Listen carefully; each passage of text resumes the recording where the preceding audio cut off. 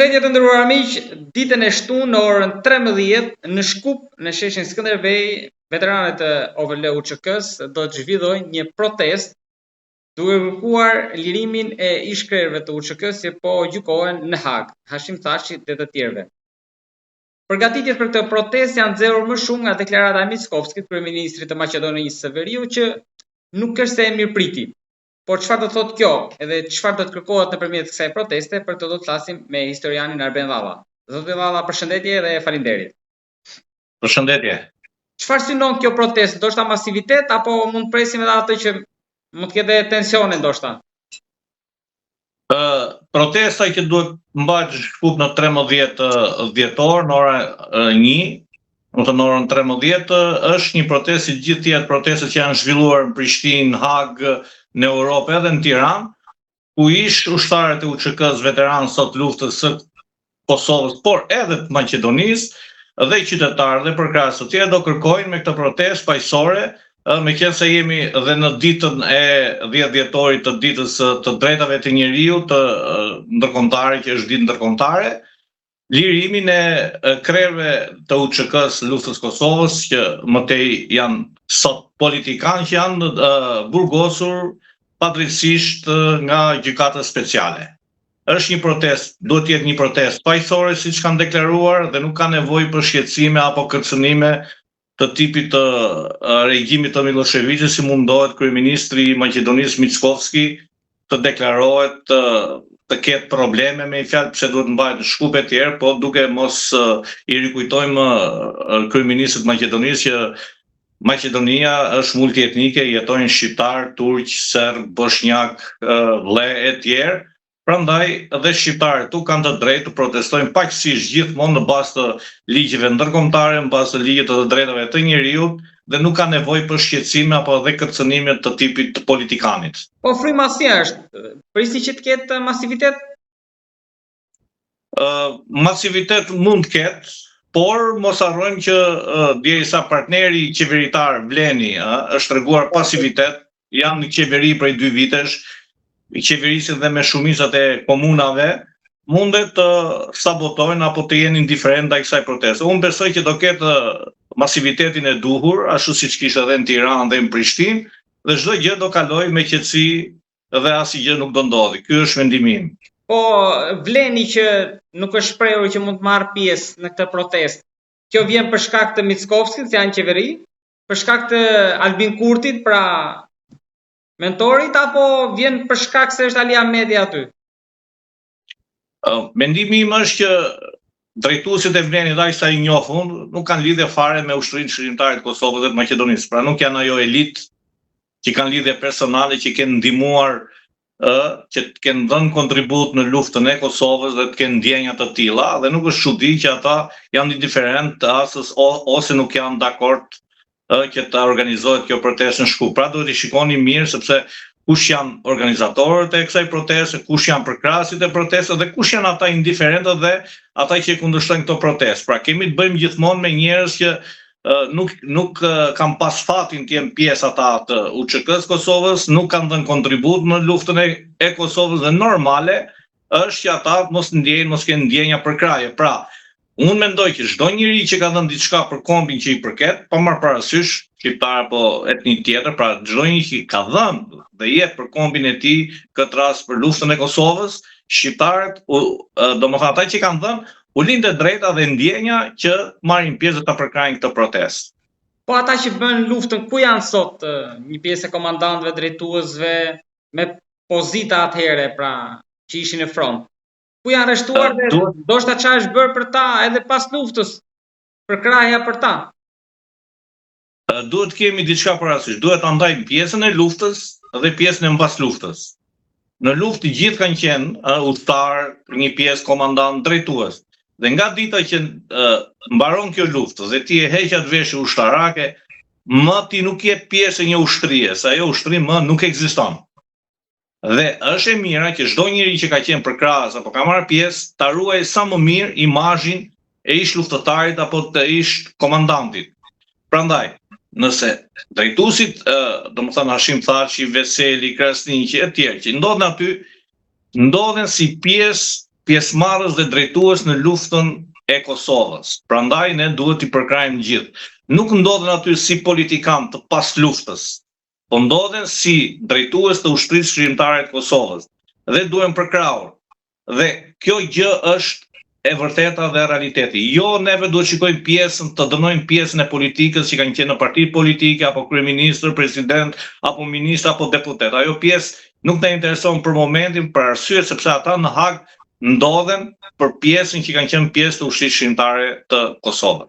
Po, është folur shumë media këto ditë. Ka mundësi që autoritetet maqedonase të ndalojnë ndoshta veteranët të luftës që janë akoma në fuqi urdhër arrestet nga Serbia, siç ndodhi para një viti apo këtë verë në mos gaboj për një prej tyre që sapo kaloi nga Kosova në Maqedoni u ndalua. Maqedonia është një shtet i brisht, ka një qeveri përsëri të dobët ekonomikisht, të brisht me borxhe me këto, dhe nuk e ka atë statusin që mund të kërcënojë, apo mund të sabotojë për shembull të një etnie siç janë shqiptarët këtu shumicë, dhe të sabotoj, domethënë të pengoj protestën. Domethënë, unë nuk e shikoj që ata kanë forca të tilla tashu, por për të vënë në shërbim të Rusisë apo Serbisë me mbështetjen e tyre, gjithçka mund ndodhi. Mundet ta sabotojnë këto protestë, mundet ta provokojnë këto protestë që të eskalojë pastaj në dhunë me policinë dhe me pjesëmarrësit. Çdo skenar duhet kemi parasysh është i mundshëm në një shtet të brisht siç është Maqedonia, në një shtet që nuk është vetvetja, po gjithmonë ka qenë i diktuar forca e saj dhe politika e saj në bazë të ekonomisë, në bazë të ndihmave që i japin shtetet, dhe në këtë rast të Serbisë apo të Rusisë, me fjalë duhet dim që kjo është një qeveri shumë pro-serbe dhe pro-ruse, edhe mund presim gjithçka, por përsëri unë them nuk besoj që do ta bëj një gabim të tillë Miskovci, duke patur parasysh që Maqedonia është një shtet i NATO-s, Shqipëria është antare e NATO-s, të dy janë shtete partnere, dhe këtu nuk bëhet fjalë ti ndajmë shqiptarët Kosovës, Shqipërisë apo të Maqedonisë. Kjo protestë është e mbar shqiptarëve, ashtu siç ishte ushtria shqiptare e Kosovës. Ishte ushtria e mbar shqiptarëve. Atje kanë marrë pjesë edhe shqiptarë nga Shqipëria dhe nga Maqedonia dhe nga diaspora. Pra ishte ushtri shqiptare, jo e shqiptarëve të Kosovës të kufizuar. Prandaj na takon të gjithë ta përkrajmë këtë protestë, jemi pjesëmarrës në këtë protestë dhe t'i dalim zot edhe atyre kreve të ushtrisë shqiptare të Kosovës. Pavarësisht oscilacioneve, humbjeve të zgjedhjeve që në të fundit, pra në nëntor, Ali Ahmeti rikthehet përsëri në skenë në këtë moment. Është kjo situatë që ngjit sërish aty, pra protagonist.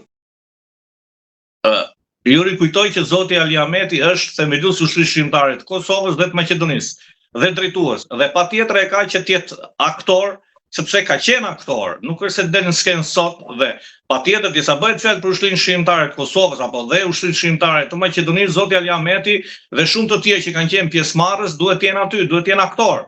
Pra e detyron aktiviteti dhe protesta, e detyron emblema e ushtrisë shqiptare të Kosovës që të jetë pjesëmarrës, të jetë dhe organizator tek e fundit, sepse thash ka qenë themelues dhe drejtues. Nuk mund t'i hiqë Ali Ahmeti dhe çdo tjetër kësaj pjese që ka qenë themelues apo pjesëmarrës në ushtrisë shqiptare të Kosovës. Prandaj nuk duhet ta shohim ata humbi zgjedhjet është kryetari i një partie dhe ai po e privatizon apo po e organizon këtë. Jo, nuk e privatizon Ali Ahmeti, nuk e privatizon BDI-ja, nuk e organizon as BDI-ja as Ali Ahmeti. Këtë në organizojnë të gjithë ish ushtarët e UÇK-s, të gjithë ata që janë të grupuar në shoqatat e ushtrisë shqiptare të Kosovës dhe të Maqedonisë. Pra, duhet të kemi parasysh, duhet ta ndajmë Ali Ahmetin si kryetar i BDI-s dhe Ali Ahmetin si Abbas Shuka që ka pas pseudonimin si nga themeluesit të ushtrisë shqiptare të Kosovës, dhe nuk lindi ushtria shqiptare e Kosovës brenda një dite, është punuar dhe zoti Ali Ahmeti dhe disa të tjerë i kanë dhënë jetën rreth 20 vite apo 30 vite organizimit të një lufte të tillë.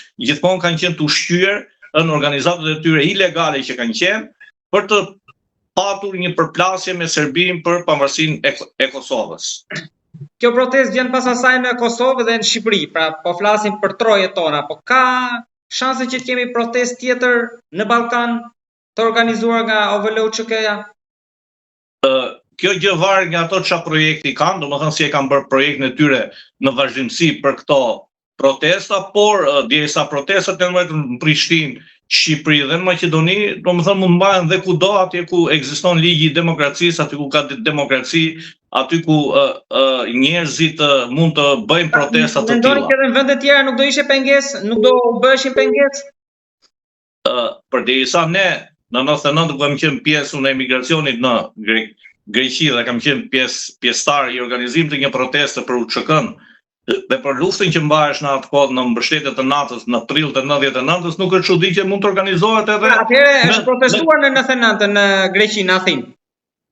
Po, është protestuar ku kanë qenë rreth 7.000 apo 10.000 emigrantë shqiptarë nga Selaniku, nga Athina. Protesta u mbajt atëherë në Athinë.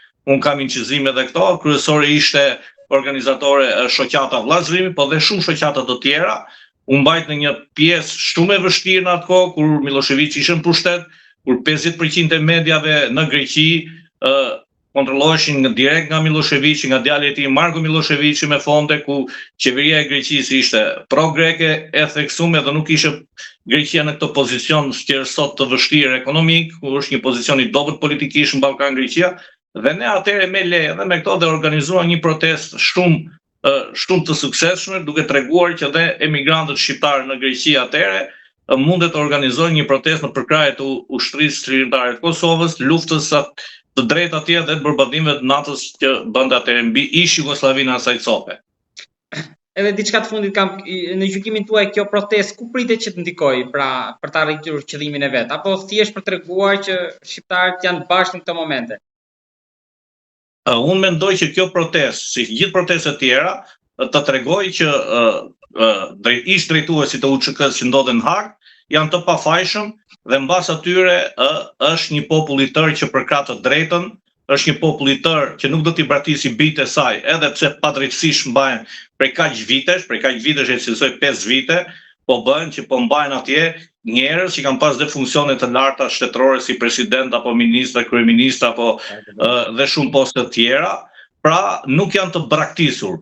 Mendimi im është që ne t'i tregojmë botës, ne nuk i braktisim bijtë tanë apo drejtuesit e kësaj ushtrie që i solli lirinë dhe pavarësinë të Kosovës. Prandaj them ky duhet të jetë qëllimi kryesor. Dhe një gjë derisa protestohet paqësisht, kjo gjë duhet përkrahur, sepse ne nuk ka dhe protesta me dhunë, siç ndodhin në shumë vende tjera, për shembull, vetëm para 2-3 ditësh në Greqi marrishin protestat e bujqve e fermerëve dhe eskalovin në dhunë, që nuk është gjë e mirë, ku u goditën nga 2 palët edhe policët edhe makinat e policisë u përmbysën dhe shumë gjëra tjera. Pra këta nuk quhen protesta paqësore, po quhen protesta të dhunës. Kurse ne deri tani edhe në Hagë, edhe në Kosovë, edhe në Shqipëri, po dhe ditën e shtunë në Shkup, do pasqyrojmë paqen, do tregojmë që jemi paqësor dhe të gjithë si një trup i vetëm përkrajmë djemtë tanë, njerëzit tanë që ndodhen padrejtësisht të burgosur në Hagë. Zoti Valla, faleminderit shumë. Faleminderit dhe juve.